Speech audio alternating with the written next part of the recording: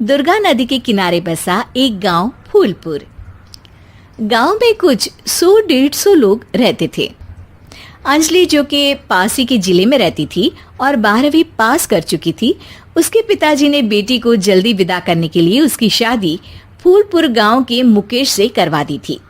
मुकेश कभी स्कूल नहीं गया था और इस कारण वो पढ़ा लिखा नहीं था और बाकी गांव वालों की हालत भी मुकेश जैसी ही थी। मुकेश के घर में उसके माता पिता भी रहते थे। सासू माँ, मैं बाहर मंदिर तक जा रही हूँ, आधे घंटे में आ जाऊंगी। अरे अभी कहीं जाने की जरूरत नहीं है, चुपचाप जाके रसोई में रात के खाने की तैयारी करो। और ये घूंघट क्यों हटा लिया है तुमने? क्या पता नहीं कि इस गांव में औरतें बिना घूंघट के नहीं रहती? रात में अंजलि छत पर जाकर अपनी मम्मी से बात कर रही होती है। तभी गांव की 3-4 औरतें उसे देख लेती है और दरवाजे पर आकर उसकी सास से शिकायत करने लगती है। और क्या हुआ? अरे छत पे तो देखो, आपकी बहू मटक मटक के किसी से फोन पर बात कर रही है, दिन भर फोन पे लगी रहती है। अरे कल तो मंदिर के पास वो क्या कहते हैं, सेल्फी ले रही थी। शहर की बहू रखना अच्छा शान की बात है, पर देखना इसके लक्षण से ये तो तुम्हारे परिवार को बदनाम ना कर दे। ये पहली बार नहीं था जब सास से गांव के लोगों ने अंजलि की बुराई या शिकायत नहीं की हो। अब तो ये रोज की बात थी। अंजलि ये सब सुन लेती है। जब वो नीचे जाती है तो मुकेश भी वहां आ जाता है। सास कहती है, बेटा, लोग घर आकर शिकायत करने लगे हैं बहू के कामों की, देख लो। पति हो, संयम से रखो इसे। माँ जी, मैं तो अपनी माँ से बात कर रही थी, क्योंकि यहाँ कोई बात करने लायक ही नहीं है और अब मैं माँ के पास ही रहूंगी।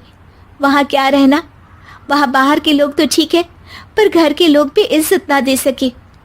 अरे नहीं नहीं अंजलि, ऐसा नहीं है, धीरे धीरे सब ठीक हो जाएगा, तुम फिक्र ना करो। अरे बस कुछ बोलना ही नहीं है, सर पे चढ़ा रखा है बहू को। सास मुकेश की नरम बात सुन के वहां से मुंह चढ़ाकर चली जाती है। मैं तो कहती हूँ हम दोनों शहर चले जाते हैं। मैं पढ़ी लिखी हूँ, मुझे वहाँ नौकरी भी मिल जाएगी और थोड़े दिनों में आप भी वहाँ कुछ काम ढूंढ लेना। अरे नहीं नहीं अंजलि, हम यहाँ ना गांव का खेत, माँ पिताजी को छोड़कर शहर नहीं जा सकते। माँ पिताजी को कैसा लगेगा और गांव वाले क्या सोचेंगे? ये कहकर मुकेश सोने चला जाता है और अंजलि की गांव वालों द्वारा बुराई का सिलसिला बहुत दिनों तक चलता ही रहता है। लेकिन अंजलि गुस्सा ना दिखाते हुए समझदारी से काम लेती है। बारिश का मौसम चालू हो जाता है। जोरदार बारिश से पूरे गांव में हाहाकार मच जाता है।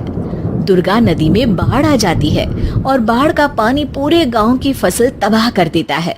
फसल की ये हालत देखकर गांव वाले निराश हो जाते हैं और बात तो यहाँ तक पहुँच जाती है कि कुछ लोग तो अंजलि को इस सब का दोषी ठहरा देते हैं। अरे पूरी फसल तबाह हो गई, पता नहीं किसकी नजर लग गई है। अरे जब से चौधरी परिवार में ये शहर की बहू आई है ना, तब से ही गांव की शांति चली गई है। इसके कर्म कांड से माँ दुर्गा नदी भी खुश नहीं है। ये सब सुनकर बेचारी अंजलि रोते हुए अपने घर चली जाती है। कुछ दिन बाद सभी गांव वाले अपनी फसल का मुआवजा लेकर अपने अपने घर आते हैं। मुकेश भी 1500 लेकर आता है। अंजलि को जब पासबुक दिखाता है तो अंजलि हैरान हो जाती है। अरे, ये पासबुक में तो उन्होंने 4000 की एंट्री करी है और आपको सिर्फ 1500 दिए। सच में? अरे, वो सरकारी अफसर आपको बेवकूफ बना रहे हैं। सरकार की तरफ से हमें 4000 मिले हैं, लेकिन बाकी का सारा पैसा खुद ही खा रहे हैं। आप लोग के अनपढ़ होने का फायदा उठा रहे हैं। ये सब सुनकर मुकेश परेशान हो जाता है, लेकिन अंजलि उसे हिम्मत से काम लेने को कहती है और सुबह होते ही मुकेश को पंचायत कार्यालय ले जाती है और साथ में गांव के और लोगों को भी। आप सरकारी बाबू क्या गांव के लोगों को बेवकूफ समझते हैं? आपको क्या लगता है ये पढ़े लिखे नहीं है तो आप कुछ भी मनमानी करेंगे? ये बेचारे दिन रात इतनी मेहनत करते हैं, ये हमारे अन्नदाता हैं और आप इनके साथ ऐसा धोखा करते हैं। अरे क्या बके जा रही है ये लड़की, किस धोखे की बात कर रही है? अपने कांड करके नदी माँ को नाराज करके हमारा नुकसान करके इसे चैन नहीं मिला क्या? सरपंच जी, इन सरकारी बाबू ने मुझे बेवकूफ बनाया है और मेरे हिस्से के पैसे खुद चट कर गए। बस ये सुनते ही सरपंच वहां से दुम दबाकर भाग जाता है। पता चलता है कि जनपद अधिकारियों ने गांव के सरपंच के साथ मिलकर सबके साथ धोखा किया है। सब लोगों का विरोध शुरू हो जाता है और आखिर में अधिकारी सब गांव वालों के हिस्सों के बचे हुए पैसे उन्हें लौटा देते हैं और कई दिन तक सरपंच गांव में लौटता ही नहीं। अंजलि, तुम नहीं होती तो हम गांव वालों को तो पता ही नहीं चलता कि ये हमें हर बार बेवकूफ बनाते हैं।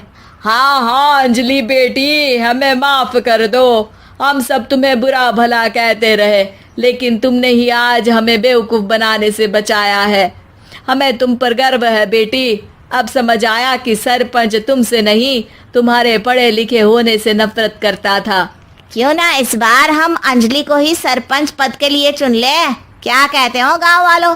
पढ़ी लिखी सरपंच।